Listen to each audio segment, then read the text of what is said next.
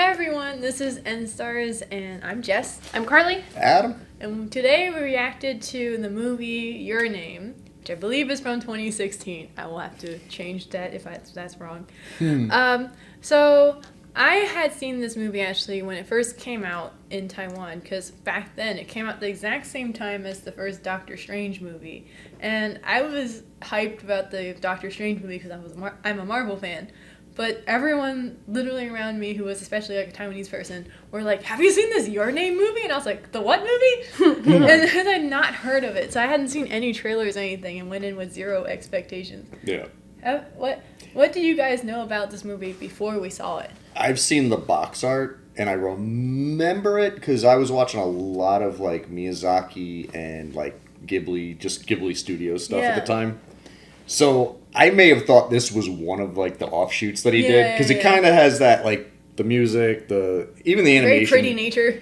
Yeah, it's got like the Foley work is insane on this film. Like everything, like you hear, it's like ASMR for like it's unreal how well they like accomplished everything they were trying to like make the look of. Yeah, I mean, I know that the director is really famous. His name is Makoto Shinkai, and a lot of people call him the second Miyazaki. Huh. I don't think he's the second Miyazaki because I feel like their subject matter and drawing style or what they do is a little bit different. Yeah. I don't know, because I feel like Miyazaki's a little bit more fantasy based, I think. And also like environmental issues, anti-war, like these kind of big themes.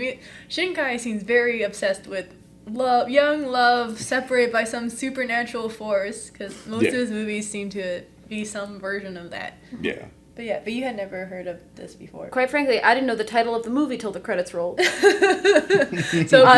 full honesty, I was like, oh, we're playing this movie. I didn't really hear the title, and I was like, I'm sure I'll get it. I did not. Then at the final moments, it was like, oh, Your Name. Ta-da! So not one thing. Have you guys seen anime movies before? Or is this your first one? Yeah. What was your previous one? The last one I watched was probably Ponyo. Oh gosh. A while ago. You know, it's like they don't show them so often, and it was really when I'm gonna date myself, when I had a Netflix disc subscription. Holy smokes.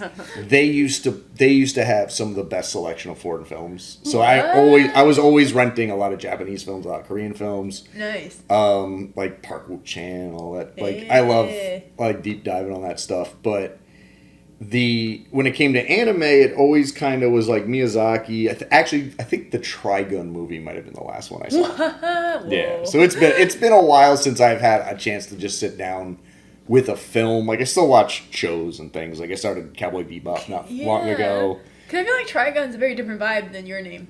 Oh my god, yeah. I mean, Your Name, like you said, they're going to make a movie out of it. A live action with what J.J. Abrams wants to produce it. Yeah, that's the other thing. It's like J.J. Abrams wants to make a Your Name live action movie. I think it's going to be directed by Lee Isaac Chung, who is the director of Minari, if that's something you've seen. I still haven't seen Minari. It's a cool movie. I wanted to see it. It's one of those... I have this spot for Oscar films that I never get around to watching. Like, one day I'll watch these Oscar bait movies. Oh yeah, I didn't see There Will Be Blood until like 3 or 4 years after it came out. I haven't seen it. Oh, great movie. But yeah. Milkshake. So anyway, I guess connected to that, how do you feel like this could, like, what do you guys feel about the live action potential version after seeing the animated version? I think with the story, basically if you don't know, the story is... How would you describe it in your own words? This boy and girl at high school age keep switching bodies. And as happens, kind of living but they don't really realize it right away. They think they're just having weird dreams of each other. And it turns out that like he lives in, I believe, Tokyo, and she lives in like a small village called like Itomori. That has like nothing in it. It has like 2 pubs and like a deli. Like that's all they got. There's nothing but 2 pubs. Yeah, like they don't even have a dentist. I think they said at one point. And it's just them trying to find each other, and then there's a big twist with time and things. You know, like I don't want to spoil it too much. It's definitely worth a watch. Definitely, it's better to watch without any information going in. It's true. Can confirm. It does work it could work as a live action as long as they don't Americanize it too much. Yeah, don't get stupid and just hire like the it person all the time. Hire people who really would nail Like it's this. like Timothée Chalamet. Yeah, no, don't do that. Like get some like just normal actors. We don't need like gorgeous people. These are just very normal high school kids. So we're going through something. And they're awkward and kind of goofy and they're unsure of themselves. What I'm curious about is like, would they set it in the U.S.? I have a feeling they might. But they shouldn't do that because it's part of the story. Because I feel like that movie feels really Japanese to me. It I does. think it's like all the Shinto shrine stuff too. Yeah, I mean, I do wonder, given the fact that Like how? it's going to be... the director's Japanese? The director is the live action No, one. the live action one. He's Korean. He's Korean, So okay. I don't know how that's gonna go either. Like, I mean... it's closer. I would say if Abrams is producing it, it's going to take place in like Colorado or something where there's like open space. Yeah. And because you have to have a place for you have to have a place for like 2 giant meteor Can, like- explosions. So it's gonna be this middle of nowhere kind of. It'll probably be like I really hope it's not small town kid like from a farm, Yeah. and a kid from the big city. like. Yeah. That's what they'll most likely do with this.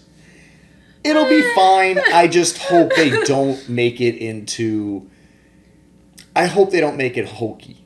Yeah. Because this had potential to be very hokey, but the characters are all kind of lovable. They're all very sincere. It's like a very sentimental movie. I think a lot of it's the music.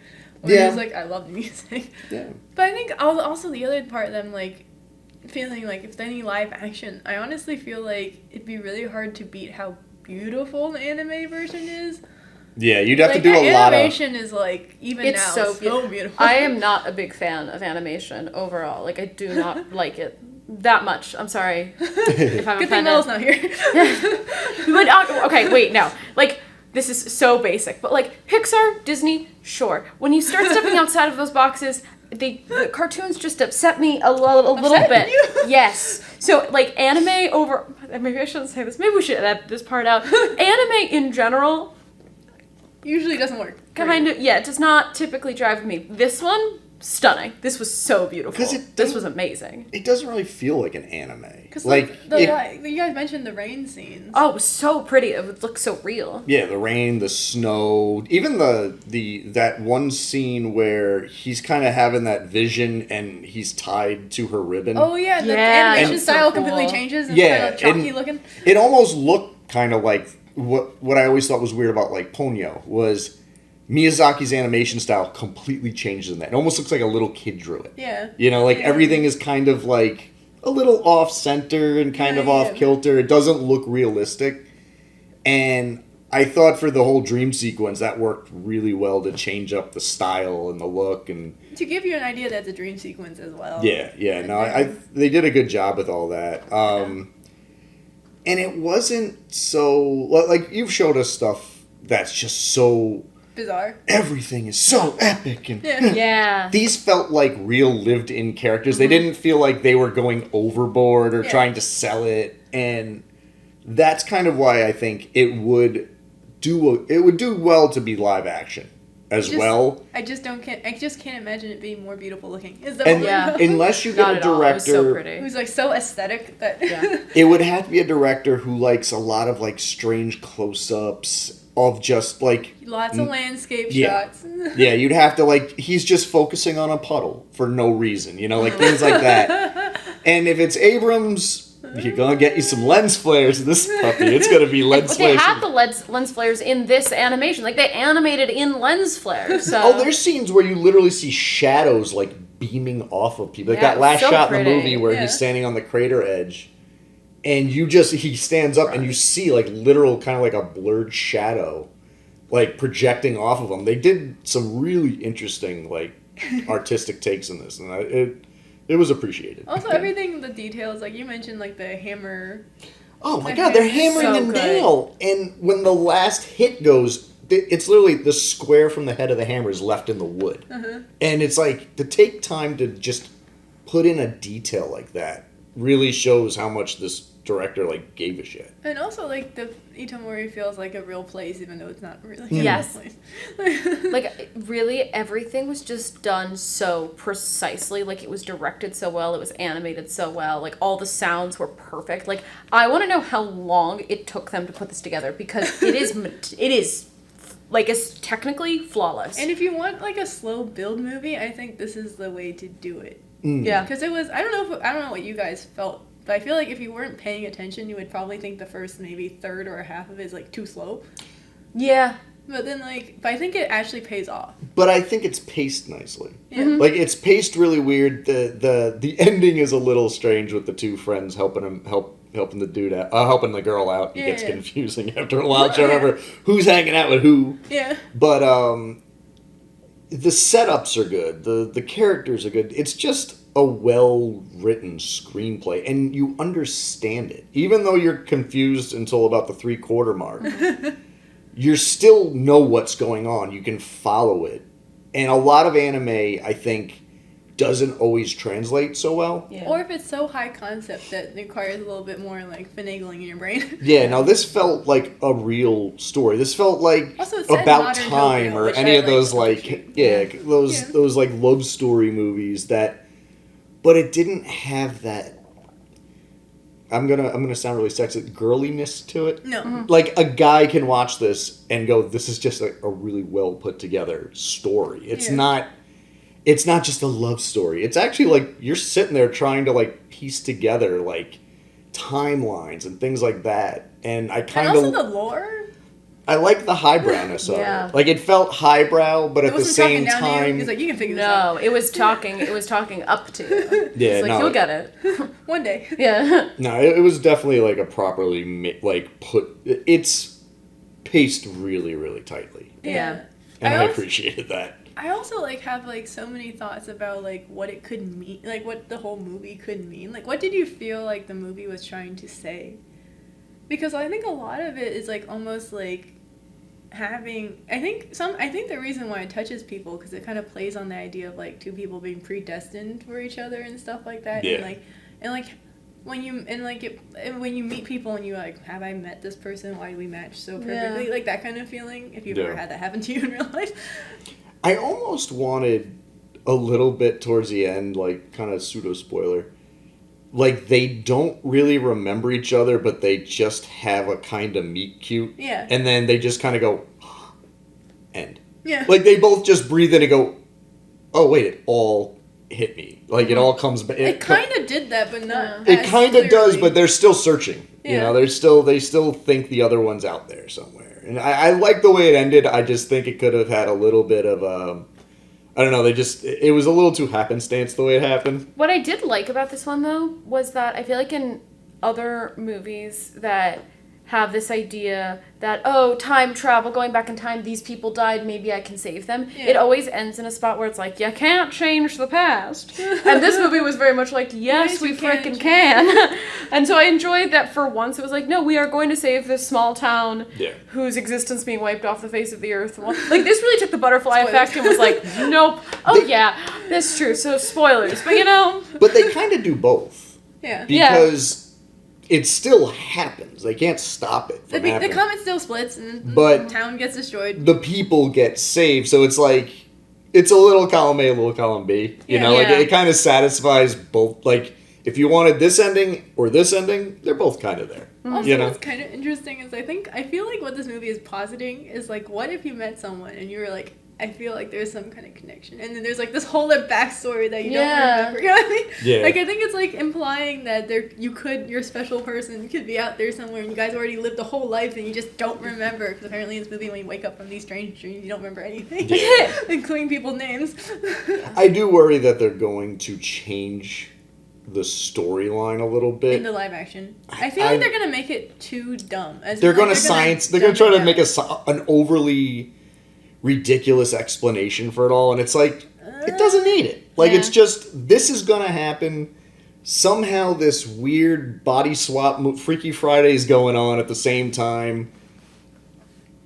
and just leave it at that. Yeah. Like, we're not morons. We'll get it. It will play. Also, I get the feeling they would probably make the ending a lot more concrete. As in, you know what I mean? Like, more, like, less ambiguous and more, like, they definitely know each other. You know what I mean? Yeah. Which I don't want that either. Yeah. I mean, like I said, I think it would work fine as a live action. Also, who's gonna do the music? I'm so sad. I feel like the music is also a character. The music's totally a character, and it's interesting how... So that was something I noticed partway through, because I've never seen an anime movie before. Once again, quite frankly, I didn't even know anime did movies. I really thought it was all short form. No. Genuinely, until today. Which was a nice surprise. But it was interesting how much the music was so clearly a character in it. Yeah. Because music and scoring in movies now, like, still super important, obviously, but it's a background for what's happening versus this was so foreground. It was driving a lot of that pacing of the action, I feel like. Yeah. And also, like, the music is all done by this one band called Radwimps, so this J-rock band, so, which I find interesting, cool choice. Yeah, like, 1 minute you got a Naruto intro song, and then the next minute it's, like, this beautiful kind of piano concerto. Like, that's just, you could fall asleep to it. And also with the sound effects we were talking about, it's like the Calm app. Like, you're just, I want to listen to rain. And I could just, like, put on, if you took away the dialogue and the music, I could just listen to the ambient sound effects going on in it.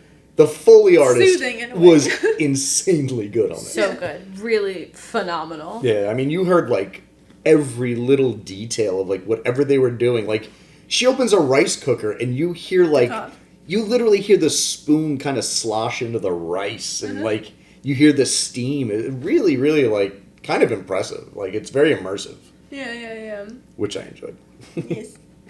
But yeah, I don't know. Any, like, other thoughts or things you were thinking? No, because I don't want to ruin it.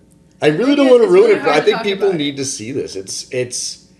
It's one of those bridge the gap movies that if you're not into anime, you will get into this. Because it's not, you're not watching some, like, weird-looking creatures or strange folklore that you know nothing about as a dumb American. Yeah. It's instead, it's a straightforward story with a little bit of science fiction, a little bit of fantasy, and romance. And it blended really, really well. In its own mythology. Yeah, no, I appreciated the hell out of this. Like, I think that for me, like, what was interesting was, like, at least, maybe, I don't know if this was what stood out a lot to the Asian audiences, but, like, the red, does anyone know what the red thread symbolizes? I forget. I used to know something about it. I can't remember now. Yeah, so, like, in a lot of, like, mythology in, like, Asia, like, the red thread, it's kind of symbolizes fate and usually connects, like, two lovers who are destined to be together. So the fact that the cord that she gives him and, like, that she wears is, like, red is actually highly symbolic. Yeah. So that's something to look out for. And also, like, I love the idea that this was, like, some body swap power that gets passed through just the women of this family. Yeah. Oh, that's like, right. that was an interesting part of, like, I feel like there could be, like, a whole, like, film theory or something about, yeah, they like, didn't get into that very No. much. And I was like, I want to know. It was what, her mother had it at one point? And also the grandmother. That's what and the grandmother yes, could yes. see. Because I love the part where, like, the part that gives you chills is the part where, like, what I think when she brings, like, Taki and Mizuha's body brings the grandmother to the crater or something. Yeah. And then she's like, oh, are you dreaming? And I was like, she sees him. Oh my gosh, That's crazy. I didn't even catch that. Yeah. Like, she said, basically, it's like she could see that it was him and not her inside, and that makes sense. And I was like, that's fascinating. And then also the whole, like, Twilight stuff, when they said that, like, Twilight is, like, kind of, like, in between worlds, so sometimes you see stuff that isn't quite, like, human. Yeah. It's like the magic hour. Like they call it in film, is like when you get that perfect sunset, and it's like, it only happens for, like, a few minutes. So you have to time it out. Like, everything in this movie is so well tied together. Like, in the beginning, like, in the school lesson, they're talking about the Twilight Hour. And then later you're like, oh, this information is important. And it's nice to hear Twilight and it has nothing to do with vampires. And I really appreciated how, at the beginning, they explained the rules of the world through the lesson, but it did not hit you over the head with it. It was just like, that's there, and now you assume we as the audience understand it. I appreciated that a lot. Yeah, you're right along with them. Yeah. Like, you're really getting it from two perspectives that are going through the exact same, like, madness. Also, I love how they like write notes to each other in the diaries, like the. Oh, and they leave texts for one another, so it's like, when you're in my body, here's how you hit on a girl, dum-dum.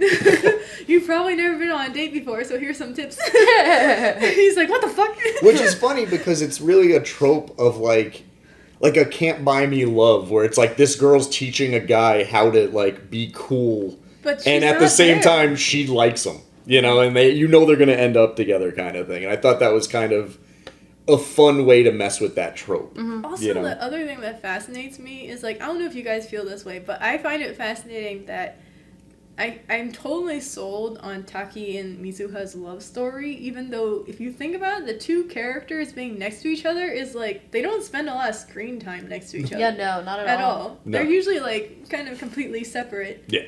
Which is like kind of fascinating. Like, did you guys feel like they built enough of their love story? I think so. I think they did. I think just having to live in each other's bodies is the way that they get to know each other. You know, like, he knows her whole family, she knows his whole family. It's a kind of an interesting comment on what love is, though, right? Or like how one becomes attracted, or like you're seeing someone. the person you love's life through their eyes And through their shoes, kind of. yeah, and that's kind of a cool concept that doesn't ever really get messed with. Yeah. I mean, because body swap movies generally, like we were talking I feel earlier, like it's done for comedy. it's always done for comedy. It's always It's like same a Freaky gender. Friday situation. Yeah, it's usually same gender because it's just kind of awkward to have to write those. Like in this, he wakes up and he's like, I have boobs, and his the little sister keeps running in going, are you playing with your boobs again? And then he's like looking down, he's like, oh man, that wasn't there yesterday.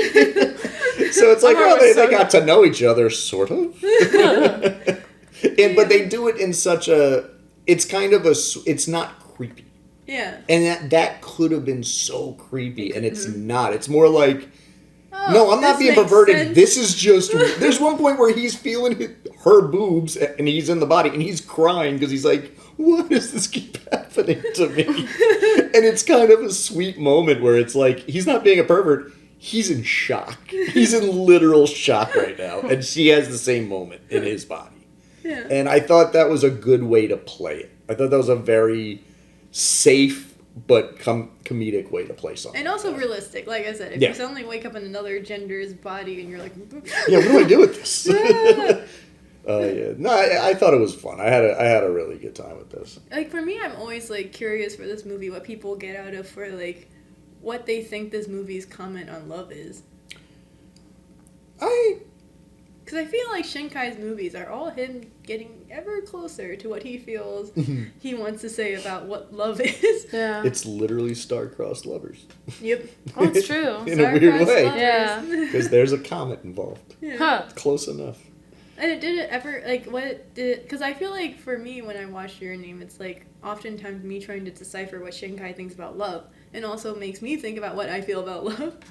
But I think it's just such, I think it's one of those scenarios that they never would have met otherwise, unless, you know, like, she got a job in the city, and it kind of the way they meet at the end.